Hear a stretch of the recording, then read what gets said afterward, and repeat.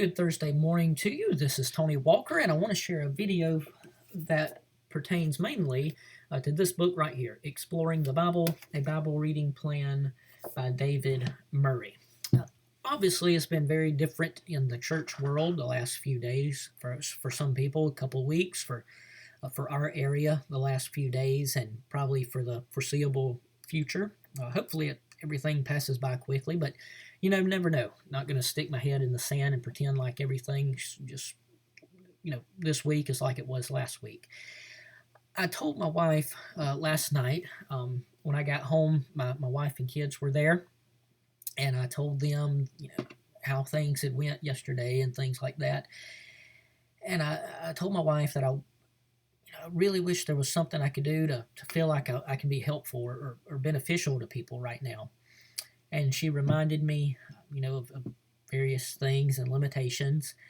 And I was still thinking about it again this morning, and I remembered, just something I haven't thought about in a while, and that is that these books right here, Exploring the Bible by David Murray, I've got, this stack right here, but also have a second, third, and fourth stack. So there's probably a good 50, probably a good 50 of these individual books right here. And let me say, first of all, what I'd like to do is make these books available for you for free.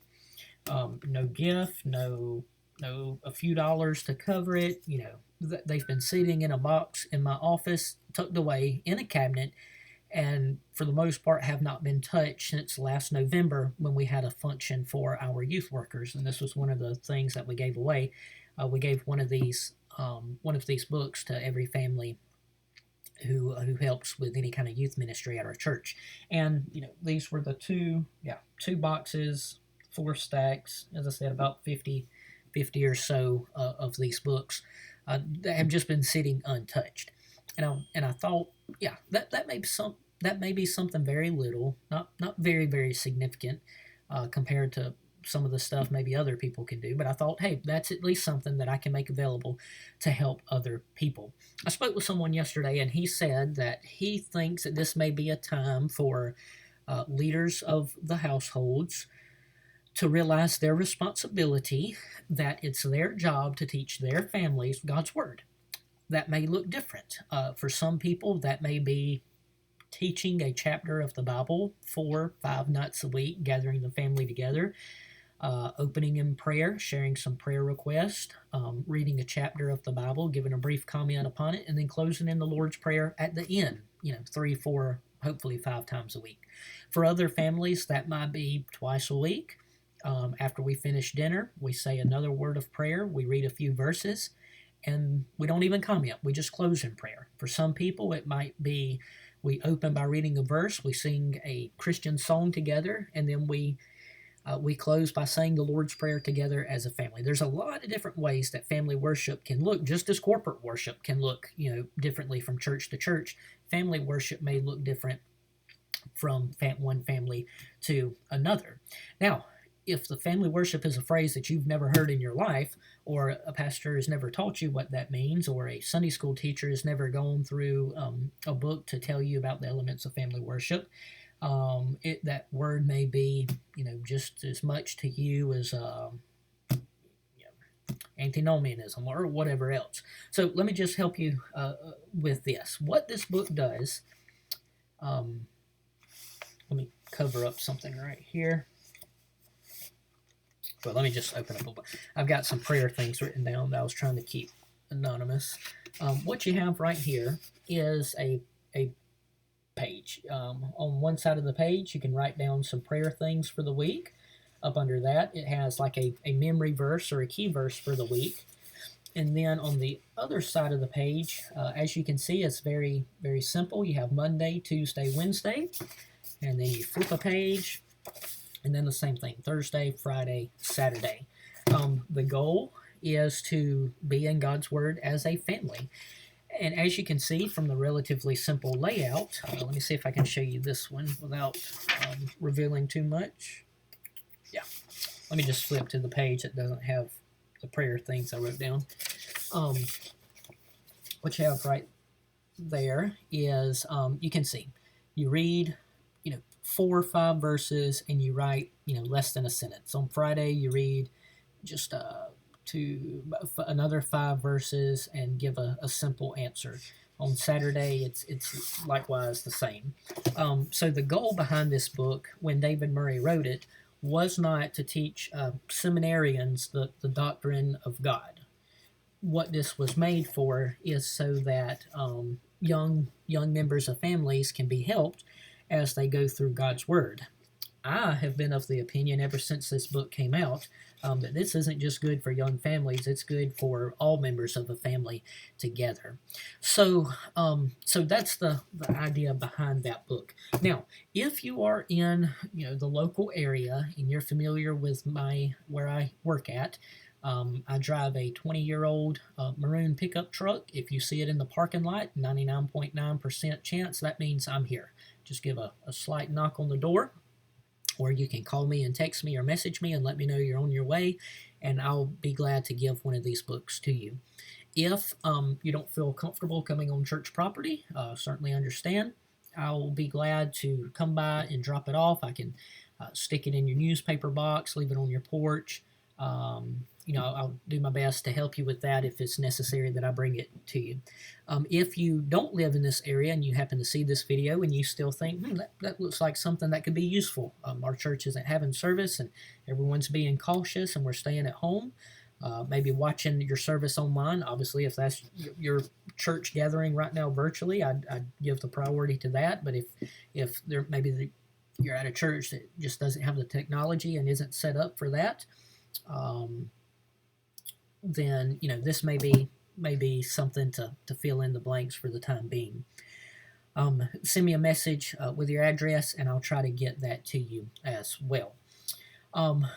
One last thing that I will say, and I don't know exactly the best way to do this as far as the technology, maybe Facebook, YouTube, group FaceTime, if you have an iOS device.